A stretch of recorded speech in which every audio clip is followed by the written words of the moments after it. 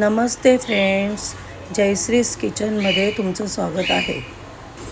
मी बनवत आहे राम लड्डू बनवण्यासाठी लागणारे साहित्य: चणा डाळ, मूग डाळ मी रात्रभर स्वच्छ धुवून भिजवून ठेवलेलं आहे।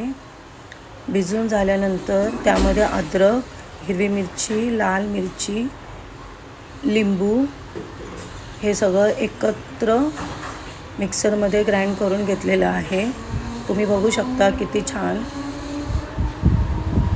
त्यानंतर छोटे छोटे पकोडे मी बनवून घेतलेले आहे। पकोडे बनवून झाल्यानंतर एका बाउलमध्ये मुळा बारीक किसून घेतलेला आहे। मुळा बारीक किसून त्यामध्ये कोथिंबीर मिक्स करून आणि एका बाउलमध्ये पकोडे घेऊन त्यामध्ये थोडा मुळा आणि कोथिंबीर हे एकत्र आणि हिरवी मिरची, पुदिन्याची चटणी बनवलेली आहे।